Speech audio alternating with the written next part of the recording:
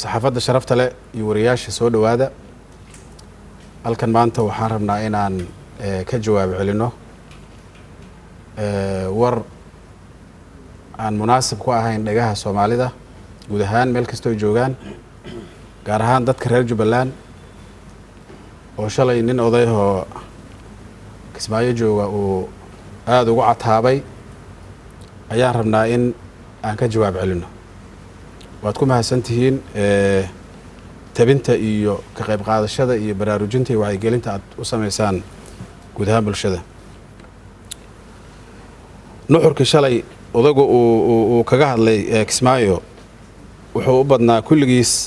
calaacal iyo cataw handadaad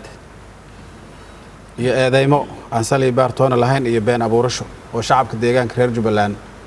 uu ku been abuurtay eriyooyinkaas ay muxuu ahaa dhinacyadaas ayaad mooday in uu odagu xoog saaray Sheekh Axmed muddo 10 sano ku dhadhow ayaa magaciisa ay dadku hadal hayeen oo deegaankaas Jubbaland iyo isaga iyo magaciisu ay isku suntanaayeen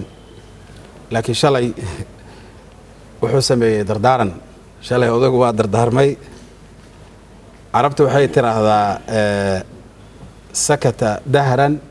wa nadaqa bil kufr tan iyo markii doorasho beenaadkii uu Kismaayo waxa ku xoogay ilaa maanta shaqar waa laga laa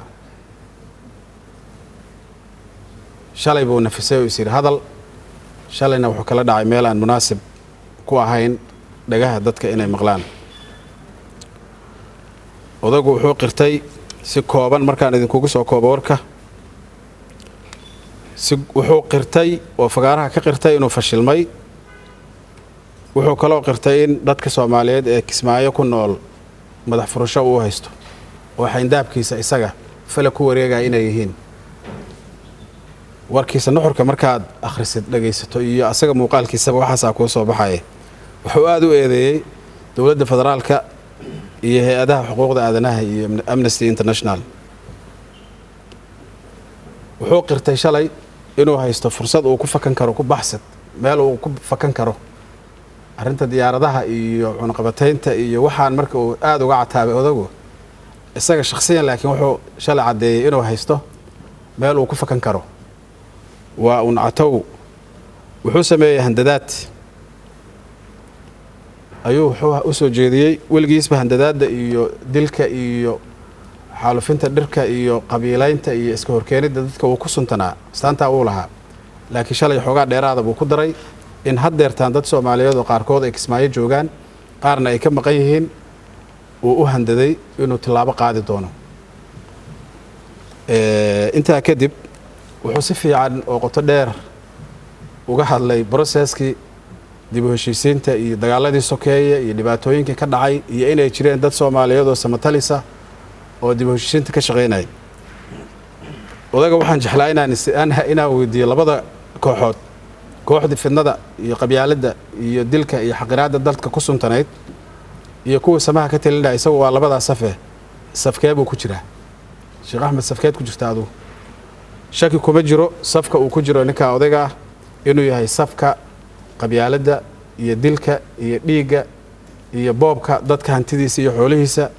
iyo xaalufinta dhirta inuu safkaas mustaqbalkiisa siyaasadeed ku gabagabeeyay way caddahay sidaas darteed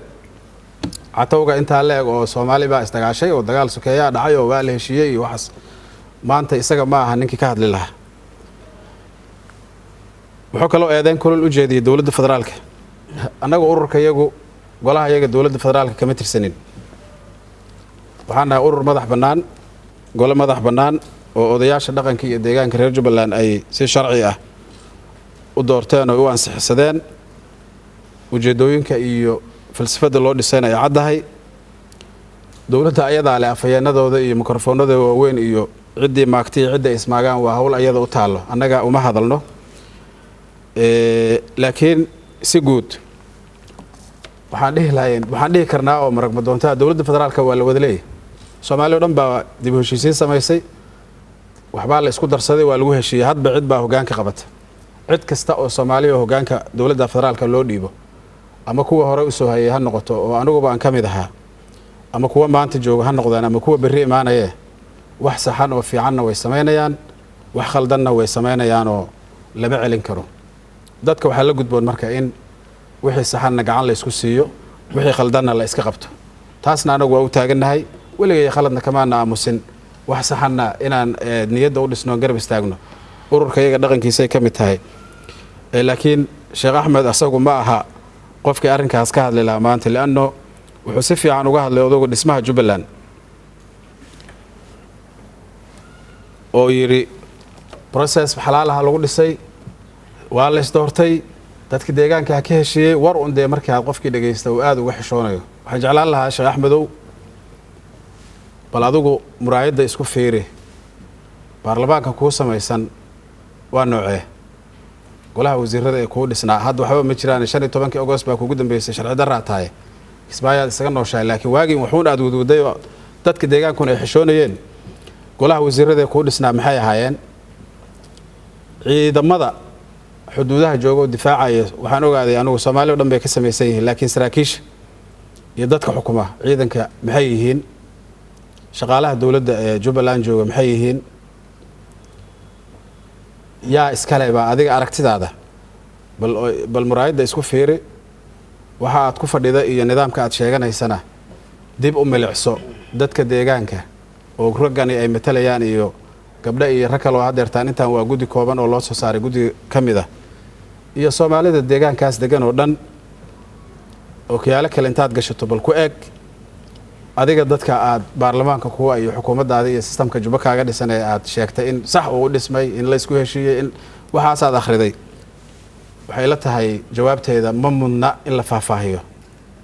way ka jawaaban tahay waxaana ka jawaabaya baarlamaankaaga xukuumadda systemka aad ku shaqeynayso iyo wax alla waxa meesha ka jiro dhan ayaa ku filan inay jawaabtaas si cad u dhiibaan qofna uma baahna inuu wax faahfaahiyo way faahfaahsan tahay marka sidaas darteed waxay wanaagsanaan lahayd inuu ka xishoodo meelaha qaar uu safagaara la soo istaagin oo dhihin Jubbaland baa lagu heshiiyay iyo waxba dhisan iyo wax Jubbaland la yiraahdo dhisan oo lagu heshiiyay ma jiro odagu asaga sheegay asagoo qori wato oo meyd wato soo galay ilaa ay haddana meydka iyo qorigiiba dabada hayaa waxa inta dhaafsiisan iyo reer hebel baale iyo cagajugleen handadaad waxa inta dhaafsiisan oo kismaayo yaala qofka ee kana waa la challenge garaynaya